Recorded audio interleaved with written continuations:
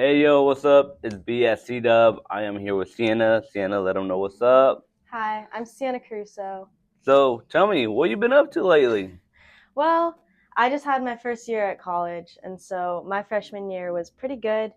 I got a scholarship to wrestle Division One out at Lindenwood University, and I it's see you rocking their gear. All yeah, right, all right. it's a D1 in Missouri, and I've just been having a really good time my freshman year. Dope. So what you been doing at Linwood? I've been wrestling, Yeah. lots of wrestling, yeah. Okay. Um. So I got a question for you. So what made you get into wrestling? I know it's been a male-dominated sport, right? But recently we were getting all kinds of ladies, girls interested in wrestling, and you're seeing that change. What made you get into wrestling? Well, I love that the sport's growing now. I love just seeing women in the sport. But I got into wrestling because although I went to Crater my last 2 years of high school, that's where my best wrestling experience was. I grew up in Ashland. I went to school in Ashland, and Ashland didn't have a wrestling program until my seventh grade year. So I started kind of mid seventh grade, mostly eighth grade year. And wrestling has always been a big part of my family. With my dad and my uncle, they wrestled out in Newark when they were younger. So it's just always been a big part, and I decided to finally do it. And I was scared at first. Yeah, like especially here in our area in Southern Oregon, I have seen like increasingly of people or girls just joining the wrestling team, wanting to be part of the wrestling team where it's a tough sport. What was your challenges like going into wrestling that you had to face that was either like wrestling against a male or something that challenged you individually? What was one of the challenges you faced? Well, when I first started wrestling, the challenges were a bit more shallow than they were when I started advancing. But when I first started, I was kind of scared about what other people would think. It's a little like unorthodox to kind of have a girl, like the only girl on the wrestling team, or like 3 out of 30. It's a Right. ratio. But as I grew older and started wrestling more, and I feel like as I've gotten better or more advanced, I definitely struggled with myself and kind of growing in that way of just the expectations I set versus executing them. Just mindset, having a good mindset, strong mindset, Mindset's always believing in everything. yourself. I love it. Yeah. Um, so you wrestled at Crater the 2 years. Tell us about some of your accomplishments at Crater. At Crater, my junior year, I got third at state. I was our varsity 106 for the boys, Hey, which was that's a great yeah, experience. that's Like, awesome. it's crazy. I definitely got whooped a few times. I definitely gave a few things, but it was awesome nonetheless. And my senior year, I got second at state, and that was a little bit of a setback mentally for me. But I'm honestly glad it happened so I could grow a lot more, learn a lot more, so I wouldn't be satisfied with the work I did. Hmm. I wasn't satisfied. So I gotta ask a question. Like when you're there, like warming up, like you're a woman, a girl, right? And you're getting ready to face a male opponent. Did it ever cross your head like I'm gonna wrestle a dude, or was it more like in the mindset I'm gonna wrestle somebody else and I gotta beat him? Tell me what that's like. I mean, you just gotta beat them because like they put out a girl sometimes. They'd usually put out a guy, and you just gotta believe in yourself. I'd say that's the one thing that if I were to look at him and see like the muscle comparison between me and him, I just gotta tell myself he weighed in at 106 too. Maybe he was a little bit lighter, but that doesn't matter. Like I'm who I am. I'm gonna wrestle, and that's what matters. I like the way you look at that. It's Yeah. like we both weighed the 106. It's Mhm. almost like that term where we both bleed. You know, We both bleed. so Yes. so there's no such thing as a superhuman. It's just you versus that other person on the Mhm. mat. Wrestling is intense, right? Because it's not a team sport. I mean, overall it will be, but when you're on the mat, it's you versus the other person on the other side. So, is there ever a time where you took a beating or you lost or in mid-season where you just felt like a little like, why am I doing this? Well, I've lost many times, especially wrestling boys, and I got a little bit disheveled with that, but I had to learn on not letting those individual losses set me back. And I've always kind of look to a coach for guidance in that way.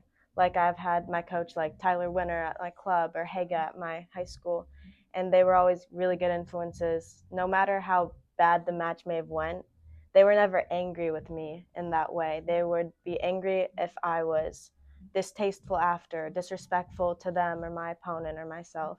And so that really keeps you grounded. That really makes sure you value like what the sport's about. Hmm. So if there is a group, let's say seventh grader, middle school, coming to you and asking you for advice on starting or getting into wrestling, what would you tell them? I would tell them just do it. It's fun. If you don't like it, I'm not the type to back out, but if you don't like it, you don't have to do it. But it's just a great experience just to do it. It's going to make you stronger. It's going to better you a lot as a person. And if that's your faith, it'll bring you closer to God, I think, because that's what happened with me. And I would just say do it, be strong. Don't care about what other people say. Do not let a word in. Not one word. Even positive. Just focus on yourself. I like that. I like that. Elaborate a little bit on that. Well, I think, and this also relates to how I wrestled in matches. I didn't really like people talking to me much after my match, whether I won or lost. Either way, I didn't really like having people give their feedback. I didn't really want a lot of talking before my matches either. I just really like to kind of like sit with myself. I like a lot of peace because you'll see wrestlers before they warm up, especially boys, but like they'll be like slapping themselves, like trying to get mad, like ask people to like punch them or something. And that's their method, but that's not quite mine. I would just say to kind of let yourself chill out. It's a wrestling match. Like on that square of mat, nothing bad is going to happen. When you walk off, you're not going to be a loser or a winner. You're going to learn something either way. So a lot of my wins, I just I would be more mad after my wins because maybe I didn't do something I wanted to do. Maybe I didn't try something or I Really. didn't learn. So When you're in a team sport, basketball, soccer, football, mhm, if somebody messes up, it can cause everybody to lose. mhm, But in wrestling, it's different because you're out there one versus one. mhm. Now, understand, like when you lose, sometimes it can be very difficult. How did you deal when you had tough matches and you lost? A lot of people can be on a winning streak for so long and then they'll lose. And I feel like that might create almost like you're building yourself up and then you just let that loss break you down. And I personally had to learn that those losses don't define me as a wrestler. I still have my technique, I still have my grit, my conditioning. And losing gracefully is one of those things that I had to do in order to get better. Well, it's one of those things where when you win, Mm-hmm. you respect that you've worked hard for it, that you prepared yourself, and you're ready to go up against anybody. Mm-hmm. Now, when you lose, in the same way, you have to respect it, Mm-hmm. right? And you got to analyze, did I give my all? If you gave it your all, you're good. But then again, you can analyze yourself. If I take a loss, was I prepared? Mm-hmm. Was I conditioned? Did I party too hard? So it's one of those things that if you take a loss, I think you're right, gracefully right. You got to learn how to respect a loss. Mm-hmm.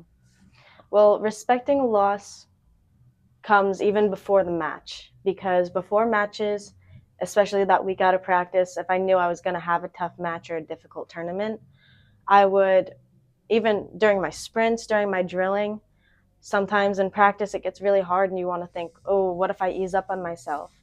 But I never wanted to do that. I always put those thoughts away because when preparing for a match or a season or anything in the sport of wrestling, I would think about this one Olympian, Jordan Burroughs. He said, have I done everything in preparation to win this match?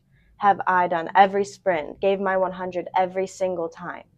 Because then when I'm warming up for that match, mat side, I'm about to go out, I can be at peace with myself and I don't have to be anxious or anything because I know that I did everything in preparation.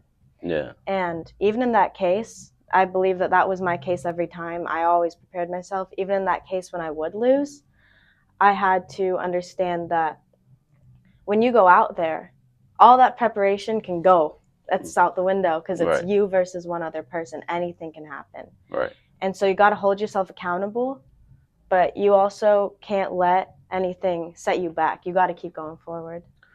It's funny that you say that because I used to wrestle, right? Mhm.